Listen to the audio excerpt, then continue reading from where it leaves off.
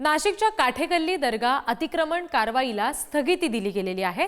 नाशिक पालिकेच्या अतिक्रमण कारवाईला सुप्रीम कोर्टाने स्थगिती दिली आहे। पालिकेने बजावलेल्या नोटीसला दर्गा ट्रस्टने सुप्रीम कोर्टामध्ये आव्हान दिलं। उच्च न्यायालयाने तातडीने सुनावणी का केली नाही असा सवाल सुप्रीम कोर्टाने केला। 21 एप्रिलला होणाऱ्या सुनावणीमध्ये पालिका काय बाजू मांडणार याकडे आता लक्ष आहे।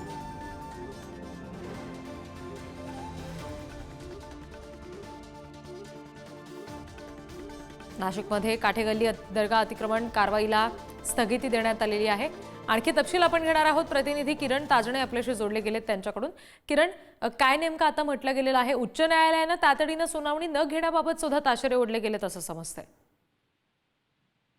खरं तर आपल्याला माहिती की जवळपास 2.5 ते 3 महिन्यांपासून नाशिकच्या या काठेगल्ली परिसरातील दर्ग्याचा वाद जो आहे तो चांगलाच उफाळून आलेला आहे आणि या सगळ्या पार्श्वभूमीवर नाशिक महानगरपालिकेकडनं जी कारवाई केली जाते त्या कारवाईच्या पार्श्वभूमीवर दर्ग्याचे जे ट्रस्टी आहेत ते मागील काळामध्ये उच्च न्यायालयामध्ये गेलेले होते। मात्र त्या ठिकाणी उच्च न्यायालयानं ठोस पुरावे सादर करावे अशा स्वरूपाचं ट्रस्टींना सुनावलेलं होतं आणि त्या सगळ्या पार्श्वभूमीवर ठोस पुरावे सादर न करू शकल्यामुळे उच्च न्यायालयाने जी याचिका होती ती फेटाळून लावलेली होती आणि तदनंतर नाशिक महानगरपालिकेने 1 एप्रिलला दर्ग्याच्या ट्रस्टींना नोटीस बजावलेली होती आणि यामध्ये जो दर्गा आहे तो अनधिकृत असून त्यावर स्वतःहून हे अतिक्रमण काढून घ्यावं अन्यथा नाशिक महानगरपालिकेकडनं कारवाई केली जाईल अशा स्वरूपाचा इशारा दिलेला होता आणि त्या सगळ्या अनुषंगाने कालच्या दिवशी नाशिक महानगरपालिकेकडनं तोडकामाची कारवाई देखील करण्यात आलेली आहे। जवळपास 3 ते 4 तास या संपूर्ण तोडकामाचं काम सुरू होतं। त्यानंतर अनेक तास मलबा काढण्यासाठीचा देखील वेळ गेला आणि या सगळ्या पार्श्वभूमीवर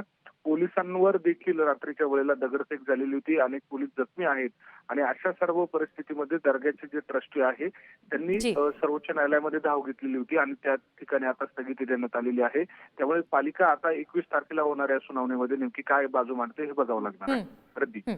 किरण, धन्यवाद दिलेल्या सगळ्या तपशिलांसाठी।